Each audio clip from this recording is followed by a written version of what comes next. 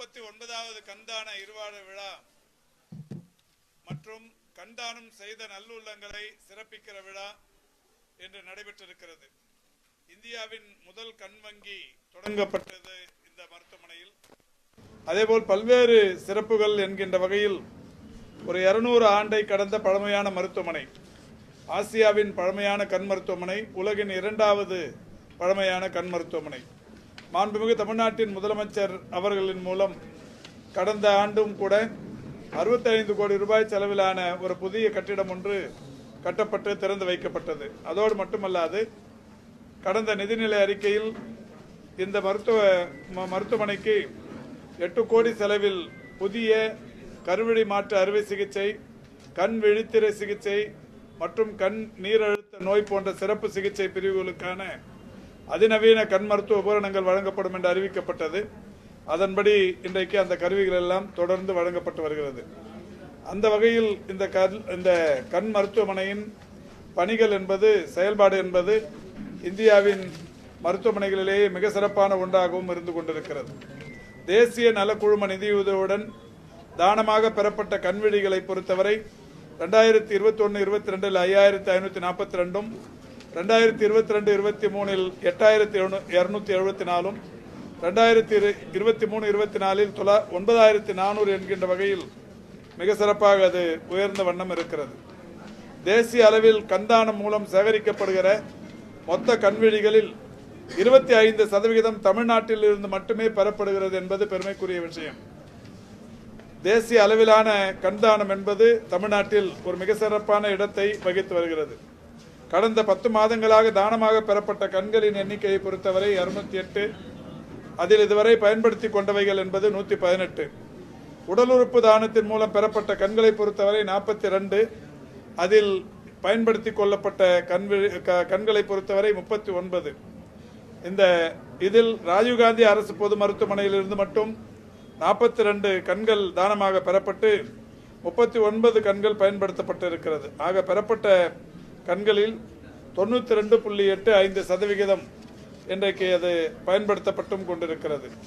அதோடு மட்டுமல்லாது இந்த கண் மருத்துவமனைகளை பொறுத்தவரை இந்த மாநிலத்தின் பல்வேறு பகுதிகளில் புதிய இடங்களில் கண் மருத்துவமனைகளை உருவாக்குதல், கண் சிகிச்சை பிரிவுகளை ஏற்படுத்துதல், புதிய காணொலி கண் பரிசோதனை மையங்களை உருவாக்குதல் என்று பல்வேறு பணிகள் தொடர்ந்து செய்யப்பட்டு வருகிறது. கடந்த 3 வருடங்களில் பள்ளி குழந்தைகளுக்கு RBSK என்கின்ற அந்த திட்டத்தின் மூலம் கண் பரிசோதனைகள் செய்து இதுவரை வழங்கப்பட்டிருக்கிற 3 ஆண்டுகளில் வழங்கப்பட்டிருக்கிற கண்ணாடிகள் மட்டும் 4,87,469 குழந்தைகளுக்கு மூக்கு கண்ணாடிகள் வழங்கப்பட்டிருக்கிறது. அதோடு மட்டுமல்லாது இந்த மருத்துவமனையில் இந்த அரசு பொறுப்பேற்றதற்கு பிறகு 3 ஆண்டுகளில் 1,25,634 அறுவை சிகிச்சைகள் நடைபெற்று வெற்றிகரமாக நிறைவு பெற்றிருக்கிறது. இப்படி பல்வேறு வகைகளிலான சாதனைகள் இந்த மருத்துவமனையில் செய்யப்பட்டு வருகிறது. மாண்புமிகு தமிழ்நாட்டின் முதலமைச்சர் அவர்கள் கடந்த செப்டம்பர் திங்கள் 23ஆம் தேதி உடல் உறுப்பு தானம் செய்கிறவர்களுக்கு, குறிப்பாக மூளைச்சாவு அடைந்து உடல் உறுப்பு தானம் செய்பவர்களுடைய உடல்களுக்கு அரசு மரியாதை செலுத்தப்படும் என்று அறிவித்து, அந்த வகையில் இப்பொழுது வரை 249 பேர் உடல் உறுப்பு தானம் செய்திருக்கிறார்கள் மூளைச்சாவு அவர்களிடத்திலிருந்து. அந்த வகையில் முதல் உடல் உறுப்பு தானம் செய்தவருக்கு திண்டுக்கல் மாவட்டம், தேனி மாவட்டம் சின்னமனூருக்கு நான் நேரடியாக சென்று அரசு மரியாதையில் பங்கேற்றேன். தொடர்ந்து எல்லா இடங்களிலும் மாவட்ட ஆட்சித்தலைவர்கள், மாவட்ட வருவாய் அலுவலர்கள், கோட்டாட்சியர்கள் என்று அரசு மரியாதை தொடர்ந்து செலுத்தி வருகின்றனர். அந்த வகையில் தமிழ்நாடு என்பது இந்திய அளவில் இந்த உறுப்பு தானங்களில் ஒரு முதன்மை பெற்ற மாநிலமாக தொடர்ந்து இருந்து வருகிறது. அதில் ஒரு சிறப்பம்சமாக கண்தானமும் செய்யப்படுவது என்பது பெரிய அளவில் இன்றைக்கு வளர்ந்து வருகிறது. அந்த வகையில் இப்போது ஒரு 10க்கும் மேற்பட்டவர்களை நாங்கள் கண் தானம் பெற்று பார்வை பெற்றிருப்பவர்களை நானும் சட்டமன்ற உறுப்பினரும் நேரடியாக பார்த்தோம். குறிப்பாக ஒரு 13 வயது தேஜஸ் என்கின்ற மாணவனும் கண்தானம் பெற்று இன்றைக்கு அந்த பார்வை குறைபாடு நீங்கி இருப்பதை கண்டோம். அதேபோல் 70 வயது நிரம்பிய தேசம்மாள் என்கின்ற ஒரு மூதாட்டியும் அவரும் இன்றைக்கு கண்தானம் பெற்று பார்வை பெற்று மகிழ்ச்சியுடன் இருப்பதை பார்த்தோம். இப்படி இந்த மருத்துவமனையை பொறுத்தவரை ஒரு மிகப்பெரிய அளவில் இந்த கண்தானங்களை பெறுவதும் அதன் மூலம் மகிழ்ச்சியோடு பார்வை பெற்றிருப்பதும் என்பதும் நடைபெற்றிருக்கிறது. அந்த வகையில் இன்றைக்கு இந்த 39வது கண்தான இருவிழாவில் கண்தானம் செய்தவர்களை பாராட்டியிருக்கிறோம். அவர்களுக்கெல்லாம் அவருடைய சேவையை, அவருடைய அந்த நல்ல சேவை மனப்பான்மையை மகிழ்ச்சியோடு பாராட்டுகிற ஒரு நிகழ்ச்சியாக இது அமைந்திருக்கிறது. அதோடு மட்டுமல்லாது இந்த உடல் உறுப்பு செய்வதற்கு ஊக்குவித்தவர்களுக்கும் கண்தானம் செய்பவர்களை கண்டறிந்து அவர்களுக்கு கவுன்சிலிங் செய்து இந்த கண் கருவிழிகளை பெற்று அறுவை சிகிச்சை மேற்கொண்டவர்களுக்கும் அவர்களுக்கு பல்வேறு வகைகளில் உதவியாக இருந்த இந்த கிறிஸ்டல் ஒர்க்கர்ஸ் தொடங்கி மிகப்பெரிய அளவிலான துறை மருத்துவர்கள் வரை அனைவருமே இப்போது சிறப்பிக்கப்பட்டார்கள்.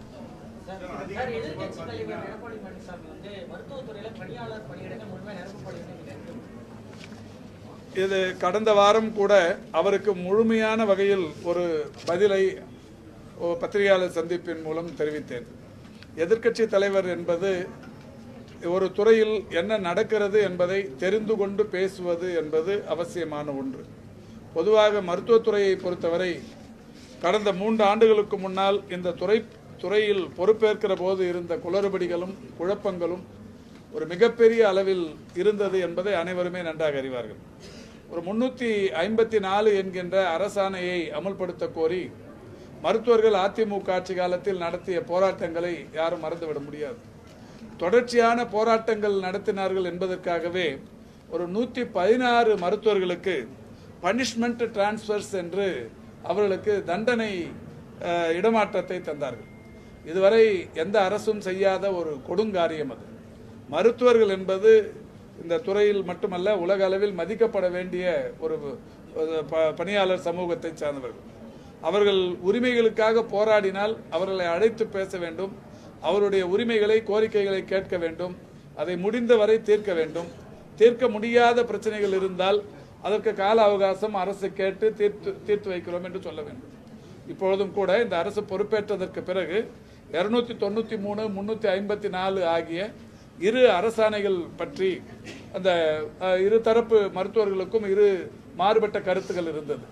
2 மிகப்பெரிய சங்கங்களுக்கிடையே அந்த மாறுபட்ட கருத்துக்களை களைவதற்கு நானே 34 தடவை அழைத்து பேசியிருக்கிறேன். 2 சங்கங்களையும் 34 முறை கலந்து பேசி அவர்களுக்குள் ஒருமித்த கருத்தை உருவாக்கி இன்றைக்கு அந்த பிரச்சனைகளுக்கு தீர்வு காணப்பட்டிருக்கிறது. 2 தரப்பினரும் மகிழ்ச்சியோடு இருக்கிறார்கள். அதேபோல் அந்த 116 அந்த பனிஷ்மெண்ட் டிரான்ஸ்ஃபர்ஸ் பெற்ற டாக்டர்களில் லட்சுமி நரசிம்மன் என்பவர் அன்றைக்கு இங்கிருந்து சேலம் மாவட்டத்திற்கு அனுப்பப்பட்டு அவர் மன அழுத்தத்தின் காரணமாக மறைந்தே போனார், இயற்கை எய்தினார். அதற்காக மருத்துவர்கள் நடத்திய போராட்டங்களை இந்த தமிழ்நாடு மறக்காது. இப்படித்தான் மருத்துவத்துறையை அவர்கள் நிர்வகித்து வந்தார்கள். திரு எடப்பாடி பழனிசாமியாக இருந்தாலும், அவருடைய ஆட்சி காலத்திலாக இருந்தாலும், அதற்கு முன்னால் இருந்த அவருடைய அந்த 10 ஆண்டு கால ஆட்சியில் மருத்துவத்துறையின் லட்சணம் இதுவாகத்தான் இருந்தது. போராடுகிற மருத்துவர்களை எல்லாம் கொஞ்சமும் கூட தயவு தாட்சியம் இல்லாமல் இந்த பனிஷ்மெண்ட் டிரான்ஸ்ஃபர்ஸ் தந்து அதன் மூலம் ஒரு உயிரிழப்பும் கூட ஏற்பட்டிருக்கிறது. அதோடு மட்டுமல்ல, ஒரு முறை ஒரு 2000 மருத்துவர்களை வாக்கின் இன்டர்வியூ என்கின்ற வகையில் பணிக்கு எடுத்தார்கள். பணிக்கு எடுப்பது ஒன்றும் தவறில்லை, வாக்கின் இன்டர்வியூ எடுக்கலாம். எந்த அரசு பணிக்கு எடுத்தாலும் ஒன்று சர்டிஃபிகேட் வெரிஃபிகேஷன், 2வது கம்யூனியல் ரொட்டேஷன். இந்த கம்யூனியல் ரொட்டேஷன் இல்லாமல் வேலைக்கு எடுக்கிறதுங்கிறது எந்த வேலைக்கும் யாரையும் எடுக்கக்கூடாது. இன்னைக்கு இந்திய அளவில் பெரிய ஒரு சர்ச்சைக்குரிய ஒரு செய்தி அது. கம்யூனியல் ரொட்டேஷன் இல்லாமல் எந்த அரசு பணிக்கும் யாரையும் நியமிக்கக்கூடாது. அந்த வகையில் கடந்த ஆட்சியில் 2000த்திற்கு மேற்பட்டவர்கள் கம்யூனியல் ரொட்டேஷன் இல்லாமையே வேலைக்கு எடுத்தாங்க. ஆனால் இப்போது அதை எல்லாமும் சரி செய்து ஒவ்வொரு துறையாக மருத்துவர்களாக இருந்தாலும் மருத்துவம் சார்ந்த களப்பணியாளர்கள் அனைவருக்குமே இன்றைக்கு ஏதாவது ஒரு வகையில் தீர்வு என்கின்ற வகையில் முறையாக செய்து கொண்டிருக்கிறோம். இந்த கான்ட்ராக்ட் அதாவது ஒப்பந்த பணியாளர்கள் அவர்களுக்குமே இன்றைக்கு பல்வேறு வகைகளில் தீர்வு காணப்பட்டிருக்கிறது. கொரோனா காலத்தில் பணியாற்றிய மருத்துவர்கள் என்பதால் அவர்களுக்கு இந்த மெரிட் மார்க்ஸ் என்கின்ற வகையில் இந்த எம்ஆர்பியின் மூலம் நடைபெற்ற தேர்வுகளில் 5 மதிப்பெண் தரப்பட்டது. இந்த 5 மதிப்பெண் தந்த உடனே ஒரு 1021 மருத்துவ பணியிடங்கள் நிரப்புகிற அந்த நிலையில் மருத்துவர்கள் வைத்த கோரிக்கை 2 ஆண்டுகள் முழுமையாக அந்த பணி செய்தவர்களுக்கு 5 மதிப்பெண், 2 ஆண்டுகளுக்கும் குறைவாக பணி செய்தவர்களுக்கும் அந்த மதிப்பெண் வழங்கப்பட வேண்டும் என்கின்ற கோரிக்கை வந்தபோது மாண்புமிகு தமிழ்நாட்டின் முதலமைச்சர்களுடைய வழிகாட்டுதலின்படி ஓராண்டு பணி செய்தவர்கள் கொரோனா காலத்தில், 2 ஆண்டு பணி செய்தவர்கள், 3 என்கின்ற வகையில் 1.5 ஆண்டு பணி செய்தவர்கள் என்கின்ற வகையில் அந்த மதிப்பெண்கள் பிரித்து வழங்கப்பட்டது.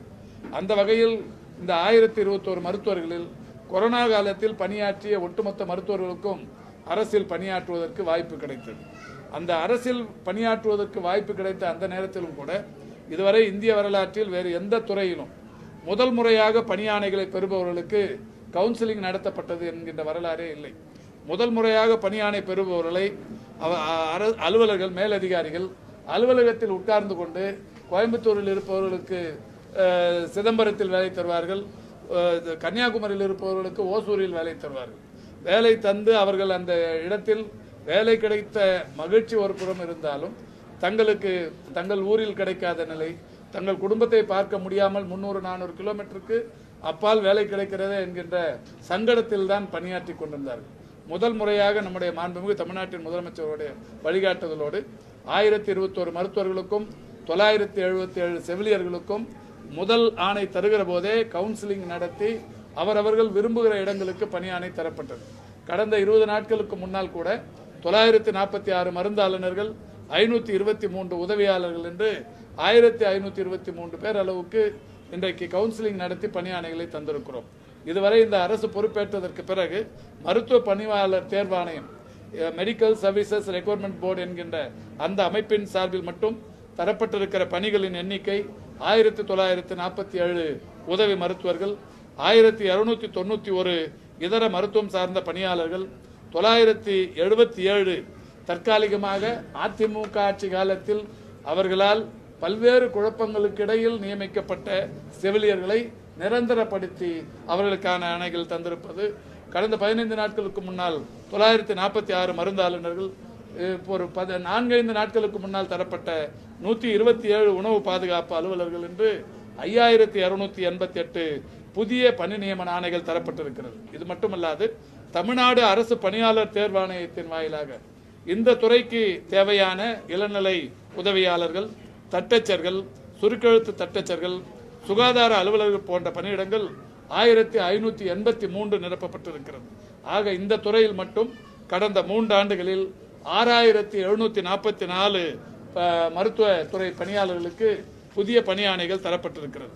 இது மட்டுமல்ல, தமிழ்நாட்டின் வரலாற்றில் வேறு எப்போதும் இல்லாத அளவுக்கு மருத்துவர்களுக்காக இருந்தாலும், செவிலியர்களாக இருந்தாலும், மருத்துவம் சார்ந்த களப்பணியாளர்களாக இருந்தாலும் கவுன்சிலிங் நடத்தப்பட்டது என்பது, டிரான்ஸ்பரண்ட் கவுன்சிலிங் என்பது எப்பொழுதுமே இல்லை.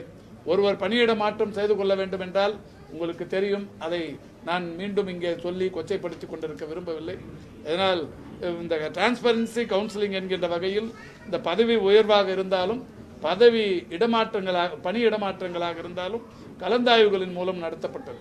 அப்படி கலந்தாய்வுகளின் மூலம் நடத்தப்பட்ட வகையில் இதுவரை இந்த 3 ஆண்டுகளில் பயன்பெற்றிருக்கிற மருத்துவர்கள் எண்ணிக்கை 12147 பேர், செவிலியர்களை பொறுத்தவரை 9535 பேர், மருத்துவம் சார்ந்த களப்பணியாளர்களை பொறுத்தவரை 14783 பேர், ஆக மொத்தம் 36465 பேர் பணியிடமாற்றம் பெற்றிருக்கிறார்கள். இந்த தகவல் எல்லாம் எடப்பாடி பழனிசாமிக்கு தெரிந்திருக்க வாய்ப்பில்லை. யாரையாவது அவர் கேட்டு தெரிந்து கொண்டிருக்க வேண்டும். தெரிந்து கொள்ளாமல் பணி நியமனங்கள் இல்லை என்கின்ற ஒரு தவறான தகவலை இன்றைக்கு தெரிவித்திருக்கிறார். நான் ஏற்கனவே சொன்னதைப் போல இந்த அரசு பொறுப்பேற்றதற்கு பிறகு 6744 புதிய பணியிடங்களுக்கு, புதிய நபர்களுக்கு பணியாணைகள், குறிப்பாக கவுன்சிலிங் நடத்தி அவரவர்கள் விரும்புகிற இடங்களுக்கு பணியாணைகள் தரப்பட்டிருக்கிறது.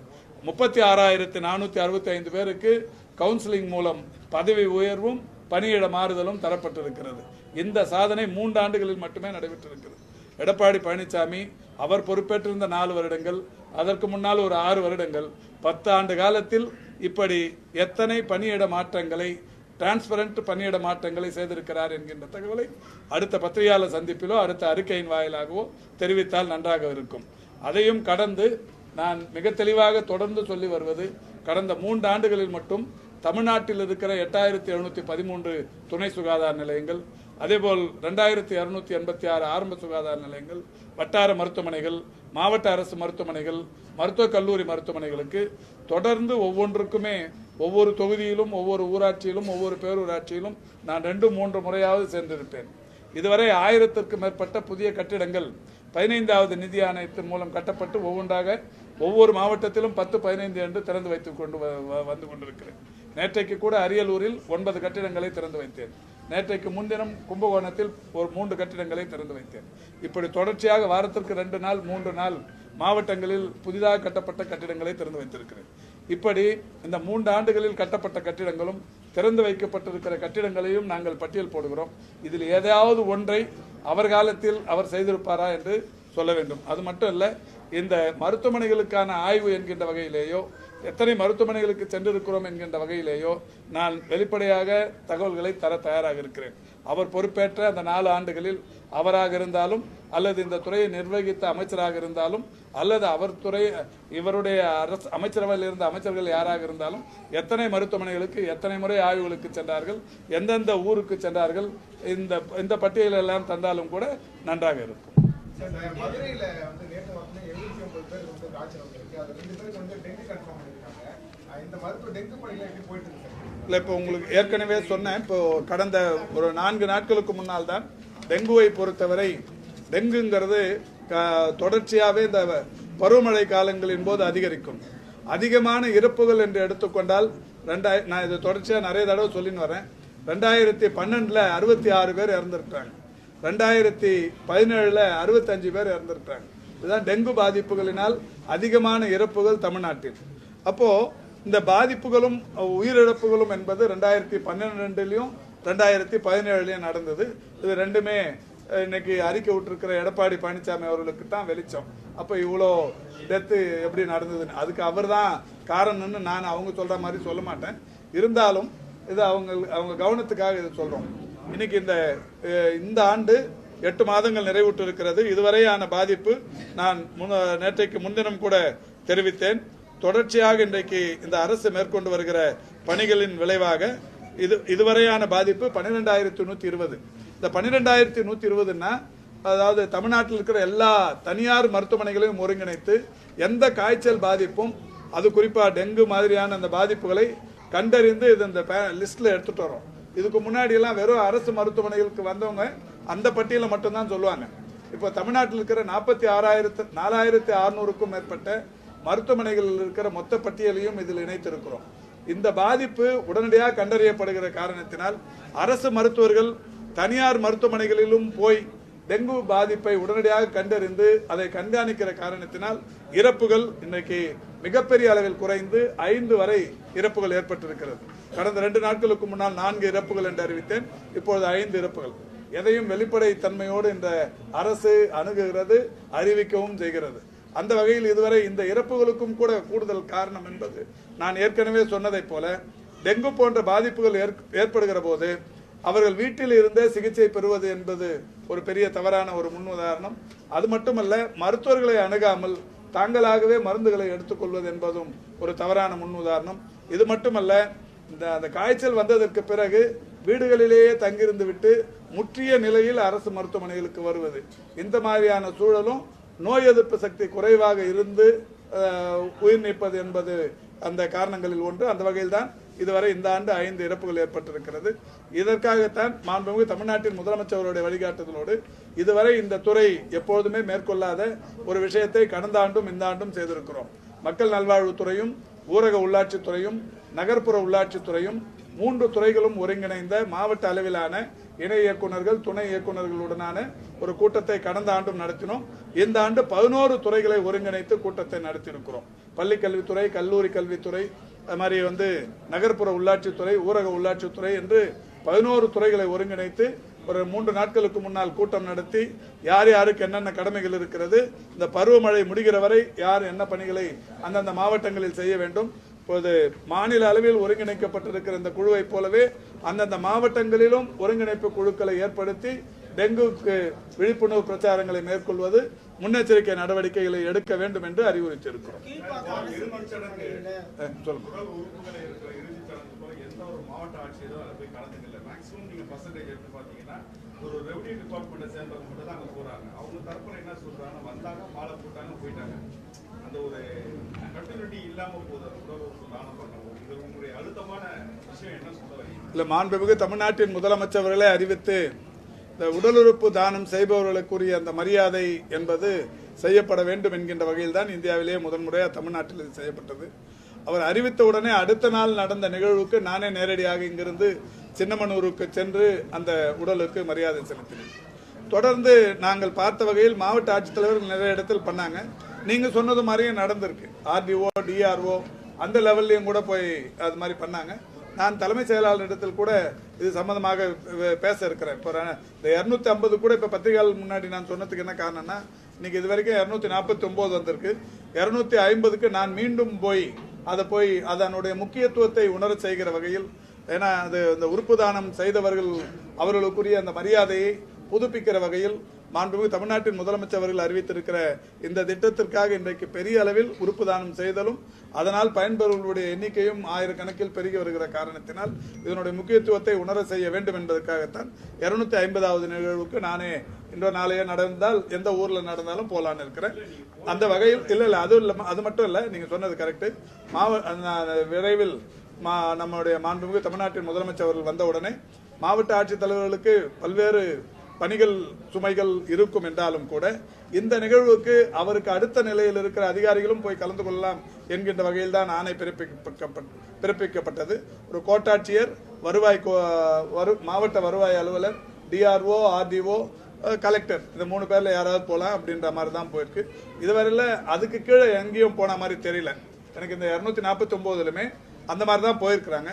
எல்லாத்துக்குமா கலெக்டர் போறதுங்கிறது கொஞ்சம் சாத்தியம் இல்லாதது ஒன்றுதான். இருந்தாலும் போவதற்குரிய முயற்சிகளை அவர்கள் மேற்கொள்ள வேண்டும் என்று மாவட்ட ஆட்சித்தலைவர் நம்முடைய தலைமைச் செயலாளர் அவர்களிடத்தில் நாங்கள் வலியுறுத்துவோம்.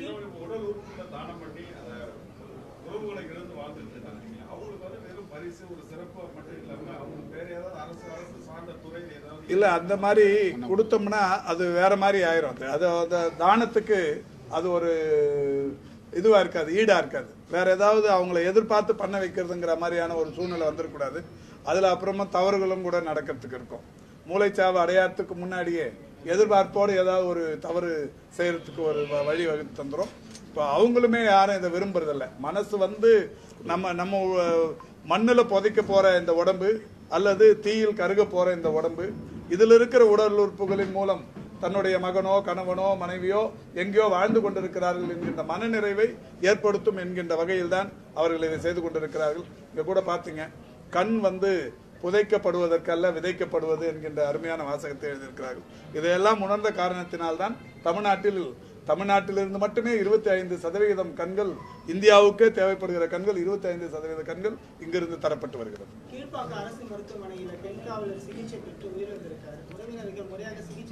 இல்ல, அந்த மாதிரி இல்ல. நான் காலையில கேட்டேன். அவங்க வரும்போதே, அதாவது அந்த காய்ச்சல், மூளை காய்ச்சல் பாதிப்பு அதிகரித்து வந்து அட்மிட் ஆன உடனே வந்து அது கார்டியாக் அரெஸ்ட் வந்திருக்கு. இது சம்பந்தமா அந்த போலீஸ் ஐஜியுமே ஒரு பெண் அலுவலர் வந்து பார்த்து அளிக்கப்பட்ட சிகிச்சைகள் குறித்து முழு திருப்தி அடைஞ்சிருக்காங்க. நீங்க அதை அதிகப்படுத்தி நீங்களாவே, அதாவது அரசு மருத்துவமனையில் இறப்பு என்ற உடனே சரியான சிகிச்சை இல்லை என்கின்ற ஒரு பொய்யான தகவலை பரப்பி விடுவது ஒரு சிலருக்கு இப்ப சோசியல் மீடியால பேஷன் அதை இப்ப பண்ணிருக்கீங்க. அது உண்மை இல்லை.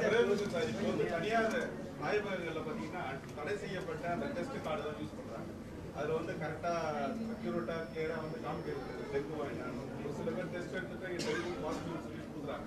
அது எப்படி தடை செய்யப்பட்ட கார்டை நம்ம எப்படி அலோவ் பண்றோம்? தடை செய்ய யார் கண்காணிக்கிறது? ஆய்வகங்கள் டிபிஹெச் தான் கண்காணிப்பாங்க.